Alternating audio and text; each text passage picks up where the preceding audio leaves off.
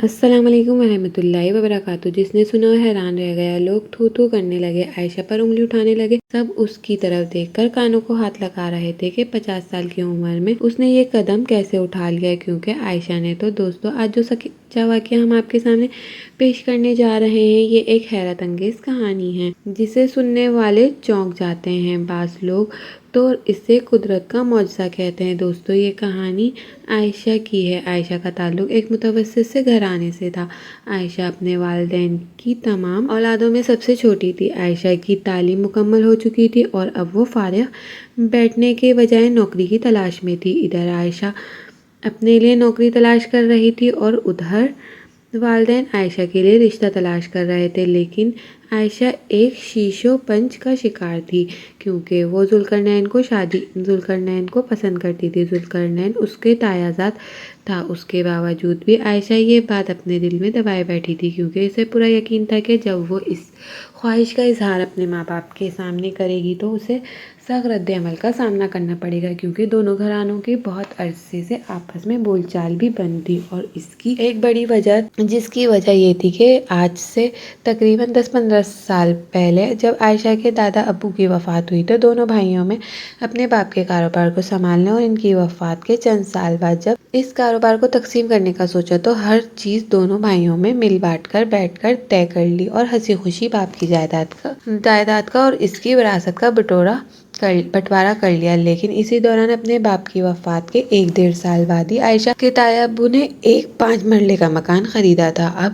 جب بٹوارے کا وقت آیا، عائشہ کے والد نے اس مکان کا ذکر کیا تو اس کے تایا ابو نے بڑے تحمل سے اپنے چھوٹے بھائی کو سمجھاتے ہوئے کہا کہ وہ میں نے اپنی سیونگ سے لیا ہے۔ عائشہ کے والد نے حیرانی سے اپنے بھائی کی طرف دیکھا اور کہنے لگے، کون سی سیونگ؟ اس بار بھی عائشہ کے تایا ابو نے بڑے تحمل اور صبر کا مظاہرہ کرتے ہوئے بھائی کو سمجھایا کہ بہت عرصے سے اپنی تنخواہ میں کچھ بچت کر رہا تھا، کمیٹی ڈال رہا تھا اور اب میں نے یہ مکان خریدا ہے۔ عائشہ کے باپ نے ایک طنزیہ مسکراہٹ اپنے چہرے پر سجائی اور بھائی سے کہنے لگا، اس تنخواہ میں سے آپ نے کمیٹی ڈالی جس سے آپ نے اپنے گھر کی گزر بسر بھی پوری نہیں ہوتی تھی، اس میں سے کمیٹی ڈال کر آپ نے ایک 5 مرلے کا مکان خرید لیا۔ آپ کسی اور کو پاگل بنائیے گا، باپ کی چھوڑی ہوئی جائیداد میں ہم دونوں بھائیوں کا برابر حصہ ہے۔ آپ بڑے ہیں، اس کا مطلب یہ نہیں کہ آپ جو چاہیں گے وہ کریں گے۔ بس یہاں سے دونوں بھائیوں کے درمیان خلش کا آغاز ہوا۔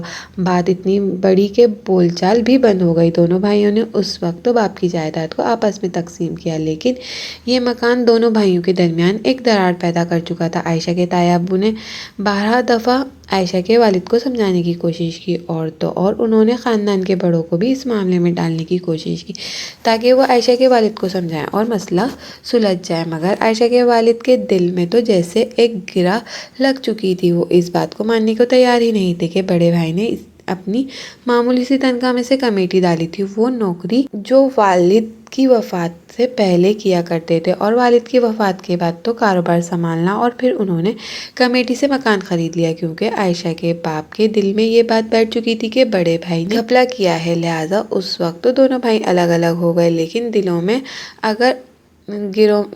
گرہ آ چکی تھی، دلوں میں دراڑ پڑ چکی تھی۔ دونوں بھائیوں کے گھر بھی آگے اور پیچھے کے محلے میں ہی تھے، اکثر آتے جاتے ایک دوسرے سے ٹکرا جایا کرتے تھے۔ عائشہ اور ذوالقرنین دونوں ایک دوسرے کو پسندیدگی کی نگاہ سے دیکھتے تھے، لیکن دونوں نے اب تک گھر میں اس بات کا ذکر نہیں کیا تھا۔ لیکن جب عائشہ کو یہ معلوم ہوا کہ اس گھر میں اس کی شادی کا ذکر چھڑ چکا ہے، جلد ہی اس کے والدین اس کا رشتہ طے کر دیں گے، عائشہ نے ذوالقرنین سے بات کرنے کا فیصلہ کیا۔ دونوں نے گھر سے باہر ملے۔ ذوالقرنین نے کہا کہ عائشہ، ہمیں گھر میں بات تو کرنی ہوگی، ایسا کرتے ہیں آج ہم دونوں اپنے گھر میں بات کر کے دیکھتے ہیں کہ اس کا کیا نتیجہ نکلے گا۔ عائشہ نے ہمت کی اور دوسری طرف ذوالقرنین نے بھی۔ دونوں نے اپنے والدین سے اسی دن اپنی خواہش کا اظہار کیا، اور پھر وہی ہوا جس کا انہیں پہلے ہی اندازہ تھا۔ دونوں کے والدین بھڑک اٹھے۔ یہ بات سنتے ہی عائشہ کے والد نے اسے خوب لعن طعن ملامت کی، اور اس کی ماں کی خواہش کے بعد گھر کا ماحول بھی بدل گیا،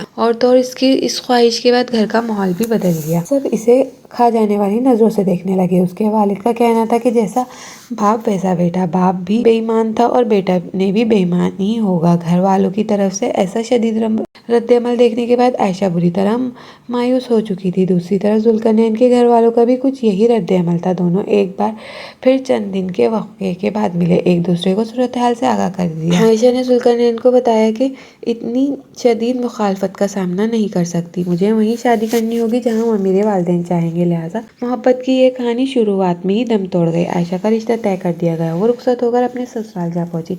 عائشہ کی شادی کو 4 مہینے ہی بعد ذوالقرنین کی بھی شادی ہو گئی۔ بظاہر دونوں اپنی اپنی زندگیوں میں مگن ہو چکے تھے، ایک نئی زندگی کی شروعات ہو چکی تھی، لیکن وہ کہتے ہیں نا کہ پہلی محبت کو انسان زندگی بھر بھلا نہیں پاتا۔ دونوں طرف کچھ ایسی ہی صورتحال تھی۔ عائشہ کی شادی کو 2 سال گزرے، وہ ماں نہ بن سکی، اور 2 سال بعد اس کا خاندان اور سسرال والے جب اس امید میں تھے کہ کب وہ دن آئیں گے جب عائشہ انہیں خوشخبری سنائے گی، جب ان کے گھر میں بھی ننھے مہمان کی آمد ہوگی۔ تمام گھر والے خوشی کی خبر کے منتظر تھے، لیکن ایک بری خبر آ پہنچی، ایسی خبر جس نے عائشہ کی زندگی میں ایک طوفان برپا کر دیا۔ عائشہ کا شوہر ایک شام آفس سے واپسی پر ایک برے حادثے کا شکار ہوا اور وہ موقع پر ہی جاں بحق ہو گیا۔ شادی کے فقط 2 سال بعد عائشہ بیوہ ہو چکی تھی۔ عائشہ کے لیے یہ دکھ پہاڑ جیسا تھا، اور اوپر سے لوگوں کی باتیں تو وہ عائشہ کا دل چیر دینے کے لیے کافی تھی۔ کوئی اسے منحوس کہہ رہا تھا، کوئی سبز قدم کہہ رہا تھا، تو کئی عورتیں اس وقت جب عائشہ اپنے شوہر کی میت کے سرانے بیٹھی تھی اور اپنی قسمت کو رو رہی تھی، اسے بھی یہ بھی کہہ دیا، ہائے ہائے 2 سال بعد بھی شوہر کو کھا گئی، اور وہ بھی لوگوں کے چہروں کی طرف دیکھ رہی تھی۔ اور پھر عدت کے بعد وہ ایک بار پھر اپنے ماں باپ کی دہلیز پہ آ بیٹھی۔ عائشہ نے بھری جوانی میں بیواگی کی چادر اوڑھ لی تھی۔ کبھی کبھار جب کبھی خاندان کی کسی تقریب میں اس کا سامنا ذوالقرنین سے ہوتا تو اب تو اس کے دل میں ایک کھسک سی اٹھتی کہ کاش اس کی شادی ذوالقرنین سے ہو جاتی، شاید اسے زندگی میں یہ غم نہ دیکھنا پڑتا۔ لیکن یہ تو شاید صرف عائشہ کا خیال تھا۔ خیر، وقت یوں ہی دھیرے دھیرے گزرتا جا رہا تھا۔ اپنی زندگی میں آنے والے اس اچانک حادثے کے بعد عائشہ جیسے بجھ کر رہ گئی تھی، لیکن وقت سب سے بڑا مرہم ہے، گزرتے وقت نے اس زخم پر بھی مرہم رکھ دیا۔ عائشہ کے شوہر کی وفات کو ابھی 2 سال گزر چکے تھے۔ عائشہ کے والد نے ایک بار پھر اس کے لیے رشتہ دیکھنا شروع کیا۔ عائشہ نے اپنے ماں باپ کو منع کرنا چاہتی تھی، نہ جانے کیوں اسے اب خوف سا محسوس ہونے لگا، لیکن وہ کچھ بھی نہ کہہ سکی۔ اس کی خاموشی سے صرف دیکھتی رہی، اور پھر اس کے دیکھتے دیکھتے ایک بار پھر اس کا رشتہ طے کر دیا۔ اب کی بار اس کا رشتہ جس شخص سے طے ہوا تھا، اس کا نام رشید تھا۔ رشید عائشہ کی عمر سے تقریباً 15 سال بڑا تھا۔ رشید اپنے گھر کا واحد کفیل تھا، سربراہ تھا۔ یہ 6 بہن بھائی تھے۔ رشید کا باپ اس وقت وفات پا گیا جب رشید نے 12ویں جماعت کا امتحان پاس کیا۔ اس کے بعد اس نے اپنے کنبے کی ذمہ داری اپنے کندھوں پر اٹھا لی اور 5 بہن بھائیوں کو پڑھا لکھا کر ان کی شادی بہنوں کو ان کے گھر میں رخصت کیا، اور یہ سب کام کی ذمہ داریاں نپٹاتے خود خورشید کی عمر 50 برس کی ہو چکی تھی، لیکن وہ ایک بیوہ عورت سے شادی کرنے کو تیار تھا، لہٰذا عائشہ کا رشتہ رشید کے ساتھ طے کر دیا، اور ایک بار پھر عائشہ بھاری دل کے ساتھ اپنے والدین کی چوکھٹ کو عبور کر گئی اور رشید کے ساتھ رخصت ہو کر اپنے سسرال چلی گئی۔ رشید ایک سخت مزاج انسان تھا۔ زبان کی تلخیوں نے، وقت کے تھپڑوں نے اسے بہت سخت مزاج بنا دیا۔ اس نے اپنی زندگی میں بہت اونچ نیچ دیکھی تھی۔ وقت سے پہلے ہی اس نے اپنی زندگی میں باپ کا کردار ادا کیا تھا۔ وہ اپنے بہن بھائیوں کا باپ بن چکا تھا، اور شاید تلخ ایام کی وہ تلخی اب رشید کی ذات میں رچ بس چکی تھی، اور وہ تلخ اب اس کی زبان کا حصہ بن گئی تھی۔ لیکن عائشہ کو یہاں بھی صبر سے زندگی گزارنی پڑی۔ وہ چپ چاپ وقت کاٹنے لگی۔ شادی کو 6 ماہ گزرے، لیکن عائشہ اب بھی ماں نہ بن سکی۔ کوئی امید نظر نہیں آ رہی تھی، لیکن پچھلی بار کی نسبت اس بار عائشہ کے یہ سسرال والے اور یہ شوہر اولاد کے لیے جلد بازی دکھا رہے تھے۔ 6 ماہ بعد ہی وہ بے چین ہو چکے تھے، اور عائشہ چھوٹے موٹے ڈاکٹروں کے پاس چیک اپ کے لیے بھی لے جا رہے تھے۔ 1-2 جگہ عائشہ کا چیک اپ کروانے کے بعد مایوس ہو چکے تھے، اور ویسے بھی رشید اور اس کے پورے خاندان کی یہی سوچ تھی کہ اگر کسی بھی جوڑے کے ہاں اولاد پیدا نہیں ہو رہی تو یقیناً عورت میں کوئی نقص ہوگا، لہٰذا یہاں بھی بغیر کسی تحقیق اور علاج کے اولاد نہ ہونے کا ذمہ دار عائشہ کو ہی ٹھہرایا جا رہا تھا۔ رشید نے مشکل 2 سال صبر کیا۔ 2 سال بعد اس نے عائشہ کو طلاق دے دی، اور اس کا کہنا تھا کہ میں پہلے ہی 50 برس کا ہو چکا ہوں، ساری عمر اپنے بہن بھائیوں کی ذمہ داری اٹھائی، اپنے سر کے بال سفید کر لیے، اب میں مزید انتظار نہیں کر سکتا، مجھے اولاد چاہیے۔ میری بھی خواہش ہے کہ میرا بھی وارث ہو جو میرے ساتھ کندھے سے کندھا ملا کر چلے، اس لیے میں نے دوسری شادی کرنا چاہتا ہوں تاکہ میرے گھر اولاد پیدا ہو۔ اس نے عائشہ کو طلاق دے دی اور عائشہ ایک بار پھر اپنے والدین کی دہلیز پر بیٹھی تھی، لیکن اس بار جب عائشہ کو طلاق ہوئی اور والدین کے گھر واپس آئی تو اس نے ایک عجیب بات نوٹ کی، اس کے گھر والوں کے رویے بدل چکے تھے۔ بھائیوں اور بھابھیوں کے چہرے پر سختی کے تاثرات تھے، یوں محسوس ہو رہا تھا جیسے پورے گھر والوں نے اپنی آنکھیں ماتھے پر رکھ لی ہیں۔ بلا وجہ ہی عائشہ کو اپنا مجرم سا محسوس ہونے لگا، حالانکہ اس نے بہت کوشش کی تھی، بہت دعائیں کی تھی، عورتوں اور رشید کی منتیں بھی کی تھی کہ وہ اسے طلاق نہ دے، بے شک وہ دوسری شادی کر لے، لیکن رشید کا کہنا تھا کہ اس طرح میرے گھر کا سکون برباد ہوگا۔ دو عورتیں ایک ساتھ کبھی سکون سے زندگی نہیں گزار سکتی، اور میں نہیں چاہتا کہ میرے گھر میں امن و سکون برباد ہو، اور میں وہی عورت اپنے گھر میں بساؤں گا جو میری اولاد پیدا کرے گی۔ اس طرح نہ چاہتے ہوئے بھی عائشہ ایک بار پھر اپنے والدین کی دہلیز پر آ بیٹھی، اور یہاں صورتحال مکمل طور پر بدل چکی تھی۔ عائشہ کے والدین اب بوڑھے ہو چکے تھے اور وہ تو خود اپنے بیٹوں کے رحم و کرم پر تھے۔ بھائی اور بھابھیوں کا رویہ عجیب سا تھا۔ کبھی کبھی عائشہ یہ سوچ کر حیران ہوتی کہ کیا اس طلاق میں اس کا کوئی قصور ہے؟ اس نے اولاد جان بوجھ کر پیدا نہیں کی یا طلاق جان بوجھ کر لے کر آئی ہے؟ کوئی قصور نہ ہوتے ہوئے بھی عائشہ قصوروار ٹھہرائی جا رہی تھی۔ گھر والوں کا رویہ اس کے ساتھ اکھڑا سا تھا۔ وہ اپنے آپ میں شرمندگی سی محسوس کرتی تھی، اور اس کی شرمندگی کو نمٹانے کے لیے عائشہ نے پورے گھر کی ذمہ داری اپنے کندھوں پر لے لی تھی، اور وہ سب کے کام کرنے لگی، سب کی آؤ بھگت کرنے لگی، جی حضوری کرنے لگی تاکہ اس کے گھر والے اس سے خوش ہو جائیں، اس کی دو وقت کی روٹی گھر والوں پر بھاری نہ پڑے۔ عائشہ کو والدین کی دہلیز پر بیٹھے ہوئے اب تقریباً 2 سال گزر چکے تھے، اور ان 2 سالوں میں عائشہ کی ماں اللہ کو پیاری ہو چکی تھی۔ والد بستر پر جا پڑے تھے، عائشہ ہی ان کی مکمل دیکھ بھال کرتی تھی۔ کبھی کبھی عائشہ اپنے باپ کے بستر کے پاس کرسی رکھ کر بیٹھ جاتی اور خاموشی سے ان کے چہرے کو تکنے لگتی۔ عائشہ کو محسوس ہوتا جیسے اس کے باپ کی آنکھوں میں آنسو ہیں۔ وہ کچھ دیر عائشہ کے چہرے پر نظر دوڑاتے اور پھر خاموشی سے نظریں چلا لیا کرتے۔ دونوں باپ بیٹی کچھ کہتے نہیں تھے، خاموشی سے ایک دوسرے کو دیکھتے رہتے۔ شاید کہیں نہ کہیں عائشہ کے باپ کے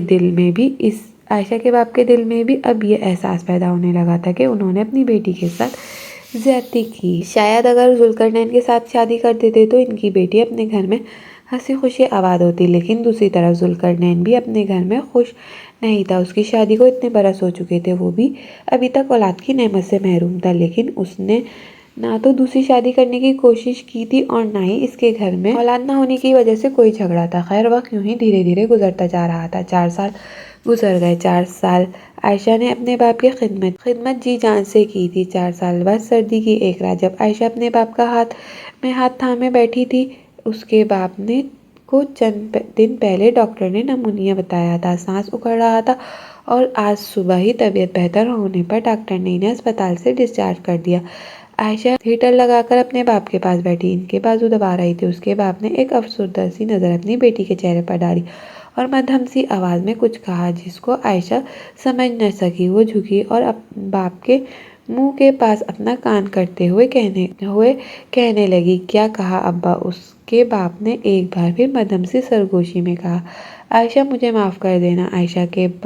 عائشہ باپ کے منہ سے یہ الفاظ سن کر سکتے میں آ گئی۔ اس کا باپ کھلی آنکھوں سے اس کی طرف دیکھ رہا تھا۔ کچھ منٹ گزر جانے کے بعد جب عائشہ کو ہوش آیا تو اس نے چونک کر باپ کی طرف دیکھا اور اسے دیکھے جا رہے تھے۔ عائشہ نے ان کے چہرے کو تھپتھپایا۔ معلوم ہوا کہ اب وہ ایک بے جان جسم میں ان کی روح پرواز کر چکی تھی۔ عائشہ کے والد بھی اس دنیا سے رخصت ہو گئے۔ اب عائشہ جیسے بالکل تنہا ہو گئی تھی۔ بھائی اور بھابھیاں اپنی اپنی زندگی میں مگن تھے۔ وقت کی رفتار بھی جیسے بہت مدھم ہو گئی تھی۔ عائشہ کو یوں محسوس ہوتا کہ وقت گزر ہی نہیں رہا۔ دن نہ جانے کتنے لمبے ہو گئے، رات نہ جانے کتنی لمبی ہو گئی، جی بھر کر سو کر بھی رات ختم نہیں ہوتی۔ عائشہ کے والد کی وفات کو 1 سال ہی گزرا تھا کہ خاندان میں ایک اور حادثہ پیش آیا۔ ذوالقرنین کی بیوی وفات پا گئی۔ سننے میں آیا کہ وہ حکیموں کی طرح طرح کی دوائیاں استعمال کرتی تھی، اولاد کے لیے سر توڑ کوشش کر رہی تھی، اور شاید طرح طرح کی دوائیاں استعمال کرنے کی وجہ سے اس کے گردے جواب دے چکے تھے اور وہ اس فانی دنیا سے کوچ کر گئی۔ اب دونوں ہی اپنی اپنی زندگی میں تنہا تھے۔ وقت مدھم رفتار سے گزر رہا تھا۔ عائشہ 50 سال کی ہو چکی تھی اور دوسری طرف ذوالقرنین 55 बरस का हो चुका था। आयशा की जिंदगी बड़े ही रूखे और फीके अंदाज में गुजर रही थी। सारा दिन वो थके हुए वजूद के साथ घर के काम काज निपटाती और फिर शाम को बिस्तर पर ढेर हो जाती। घर के काम करना और अपनी इबादत करना यही आयशा की शब रोज का मामूल था। और फिर एक दिन ऐसा हुआ कि पिछले मोहल्ले के एक घर में मिलाद का बुलावा आया। भाभीियों में से तो कोई भी जा ना सकी, तो आयशा ने भाभीियों से पूछा कि क्या मिलाद में मैं चली जाऊं। उन्होंने कहा हाँ जरूर जाओ। अगले दिन आयशा तैयार होकर मिलाद में जा पहुंची। वापसी पर इसे गली में जुल्करनैन नजर आया। वो इसकी तरफ देख रहा था। देखकर खड़ा हुआ और फिर कुछ लम्हे साकित गुजरे।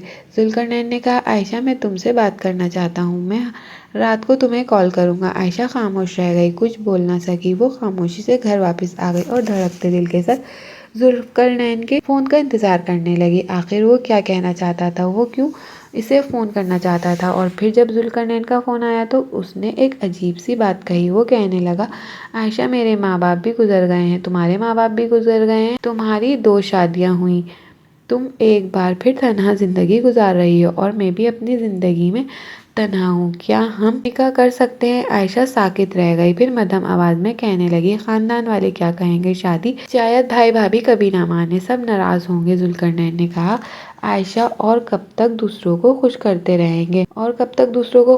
रहेंगे, अब तो आधी उम्र भी गुजर गई है, किसके सहारे जिंदगी गुजारनी है। एक बार मुझे जरा दिल पर हाथ रख कर बताओ कि उस घर में तुम्हारा हमदर्द कौन है। अगर आज तुम बीमार पड़ गई, बिस्तर पर पड़ गई, तो किसी को तुम्हें उठाना पड़ा तो कौन है तुम्हारी आवभगत के लिए। आयशा खामोश रही क्योंकि उसके पास कोई जवाब नहीं था। और फिर दोनों ने एक मंसूबा बनाया। एक हफ्ते बाद दोनों एक बार फिर बाहर मिले और फिर कोर्ट चले गए। दोनों ने खामोशी से कोर्ट मैरिज कर ली। आयशा घर वापस आई तो उसने अपने भाइयों और भाभीियों को बताया कि वो जुल्करनैन से निकाह कर चुकी है। जिसने सुना इसने अपने दांतों में उंगलियां दबाई। भाइयों ने आयशा को खूब बेइज्जत किया और खानदान वालों ने खूब हंसी उड़ाई। जिसके मुंह में जो आया उसने वो कहा। किसी ने उम्र के ताने दिए, किसी ने बद किरदार कहा, लेकिन आयशा और जुल्करनैन ने जैसे कान बंद कर लिए। एक हफ्ते बाद जुल्करनैन ने अपने अहबाब के साथ आया। आयशा के भाइयों ने